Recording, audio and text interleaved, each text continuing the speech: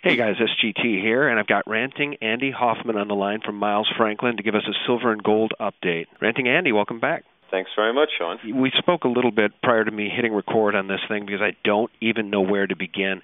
We could talk about MF Global and Salente's money being stolen along with 33,000 other people. We can talk about Fitch lowering its outlook on U.S. debt to negative.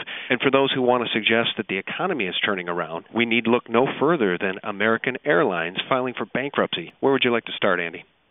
Okay, well, we could certainly talk about MF Global. There's been a lot of discussion about it, obviously, in the last few weeks, so I won't beat a dead horse. But my view of the paper market has always been contrary to what many others believe. I think there's always been a positive correlation between open interest on the Comex and the gold price, or at least there has been for a long time. So the consensus belief has always been, well, once gold goes really crazy, the open interest is going to explode, and they'll take all the gold off the Comex, and that's how you'll end the whole game. And my thought has always been the opposite, that as the higher the price goes, the more people are going to be scared to trade there, because anyone who's been in this business for the last 5+ years realized that it's almost impossible to make money in trading the paper markets. And inevitably, if you're long or short paper, gold, and silver, you're going to lose. And I've seen many people, myself included, get killed by cartel movements to the point where we finally started to see the open interest go down. It no longer is correlated with the price of gold. To the contrary, we probably have the lowest open interest that we've seen in the whole bull market compared to how high the price of gold is. And this event with MF Global, to me, is a seminal event where people are starting to realize that not only is it dangerous to trade there because it's so difficult, particularly when you're on leverage, but you may actually lose your money, because the people like us have been talking about the criminality on the Crimex for the past decade, but now it's out there for the whole public to see, and it's only a matter of time before the paper exchanges die completely, and that it becomes a cash or carry market. Yeah, and as we've been talking about for so long, all that's left to prop up this dollar is confidence. And as Salente has said, it's a con game. It's a confidence game. And once confidence is lost, the system will fall.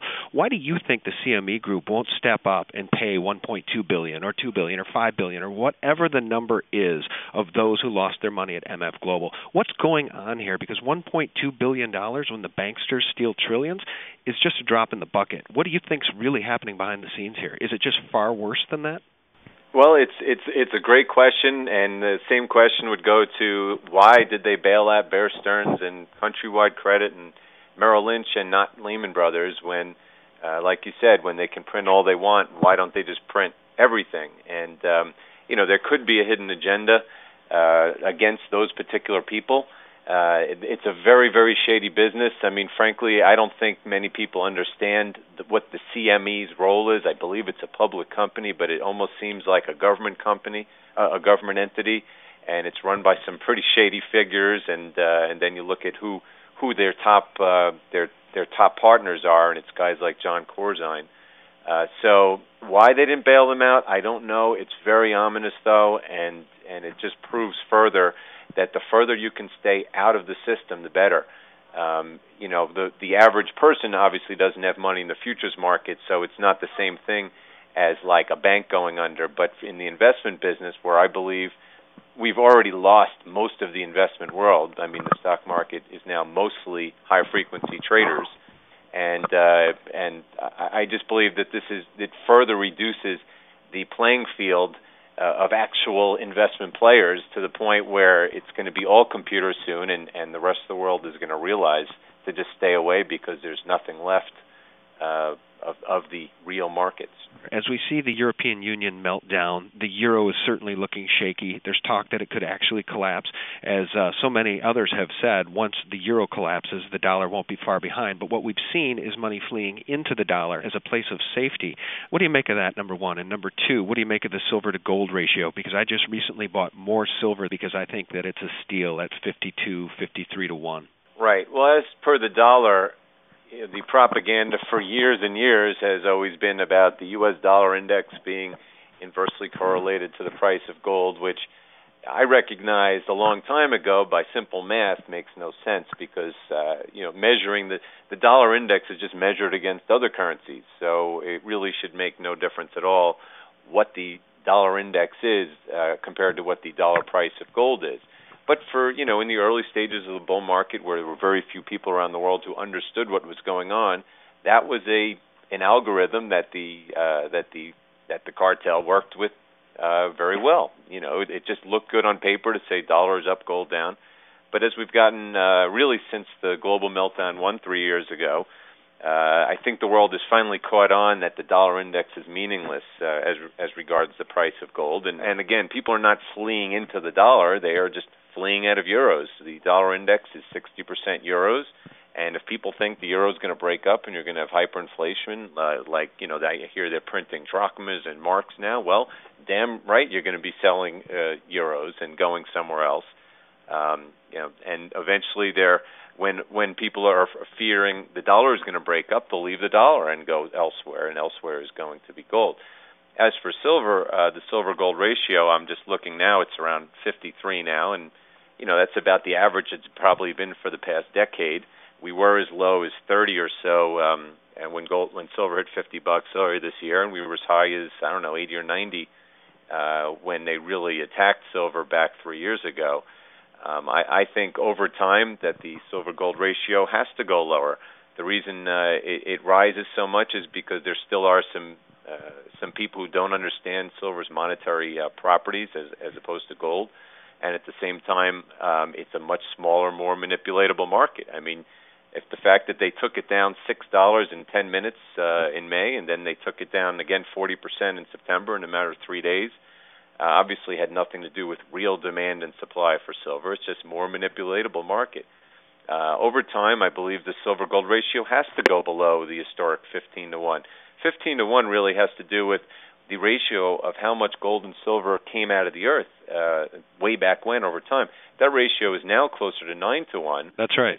As there's less silver. But more importantly, all of that silver has been consumed, and it's estimated that there's less than 1 billion ounces of investable, meaning coins and bars, silver that's out there in the whole world, which is only worth $30 or $35 billion, of which most of it is not for sale, certainly not at these prices. So I think in time, will it be next year? Will it be 2 years? I think that the 30 to 1 we saw earlier this year is a no-brainer. I think 15 to 1 is a no-brainer, and I wouldn't be surprised to see it go a lot lower than 15 to 1. Yeah, that's right. And Eric Sprott has made the point repeatedly that he's seeing currently the same dollar amount of silver being purchased as dollar amount of gold. But if we look at the worldwide ratios, if we look at the mining data, which you can see on my website, sgtreport.com, we know that only 9 ounces of silver are being mined for every 1 ounce of gold.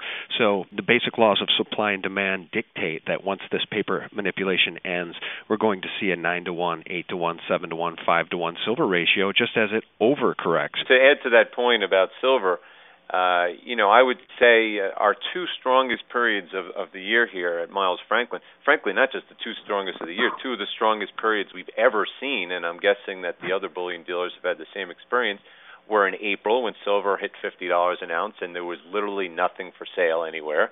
The premiums went sky high. And then again in late September when the cartel hit again and silver dropped 30-40%, we had some of our best days ever. I think it was 5 of the 10 best days in 20 years of business. Because when the cartel hits the paper price too low, like $30 or so, the buying becomes crazy, and when it starts to break out toward new highs, the same thing happens. And we're not going to stay in this trading range of $30 to $50 forever. And whether it goes down and we exhaust all the supply and then it rockets up, or it just rockets up and the supply is all gone, one of those two things is going to happen, and they're both going to end with no supply. Let's bridge over to the economy, because for those who are in the top 10 or 20% of income earners in this country, it's been said that this economic slowdown, this Great Depression that we're technically in, hasn't really been felt by a lot of folks. Let's talk a little bit about how this illusion is breaking down with the American Airlines bankruptcy filing today. Right. Well, American Airlines, truly amazes me. I've been watching the stock for weeks now, watching it creep down, $2, $1.50, and still just no media coverage of this. I feel like I'm the only one pointing out every day that the stock looks like it's headed to zero. Nothing. No talk about it at all. They are the fourth largest airline in the world. They have 74,000 employees. So we're talking about major losses of jobs, probably higher airfares, and catastrophic impact across the industry, especially because one of the few things that's not going down in price is jet fuel.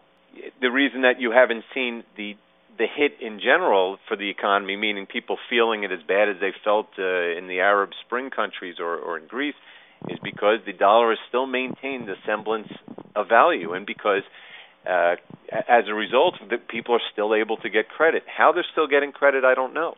But I was talking the other day about the post office, how once again it's losing huge amounts of money, and it has 670,000 employees. It's an obsolete business. But you can't lay off 600,000 or 300,000 people without having major social ramifications.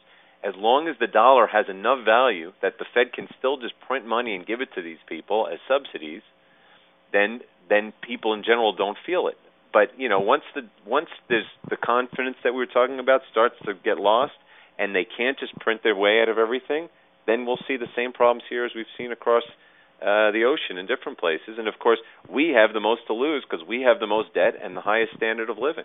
Well, very well said, Andy. Let me ask you this. John Williams, in a recent interview, is sticking by his guns, saying that hyperinflation is going to hit this nation no later than 2014, and by his estimates, quite possibly sooner.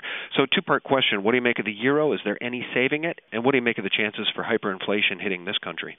Okay, well, first we'll talk about the hyperinflation because you mentioned John Williams, and I think the best skill you could possibly have in the investment world these days, given that markets are rigged and the world is in such bad shape, is to find who I call the good, smart people, meaning people who actually know what they're talking about and have good intentions. John Williams has consistently been one of the best at his game. His website is probably the best statistical website I've ever seen.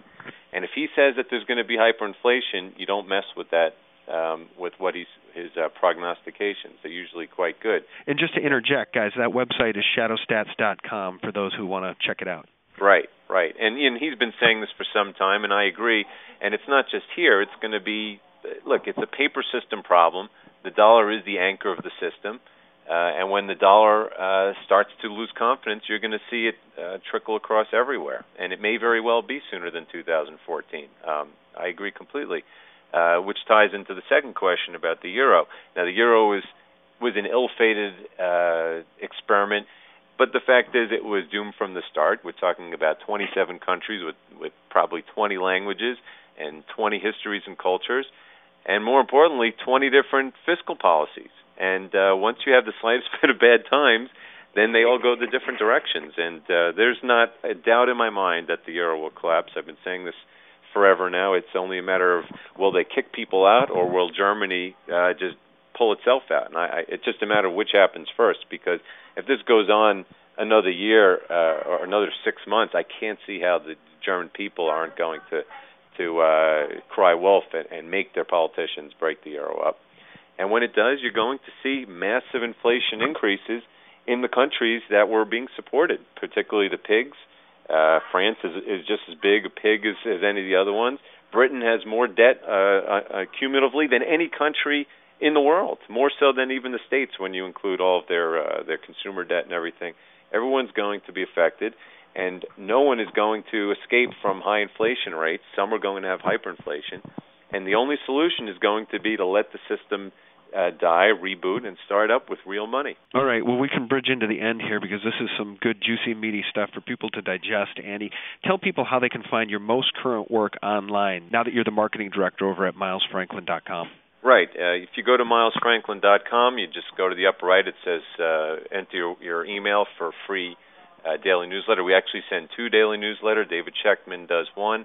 I do the other. I write every single day of the week. And it comes out in the afternoon, and he writes every day in the morning. Well, thanks a lot, Andy. We appreciate your time. And given the dire economic environment that we're seeing, we're all recognizing it now. Even the sheeple are starting to wake up and ask what's going on. What's the bottom line for you? What are the last takeaways you want to leave for folks? It's the same thing I say at the end of every piece I write, and that is to protect yourself.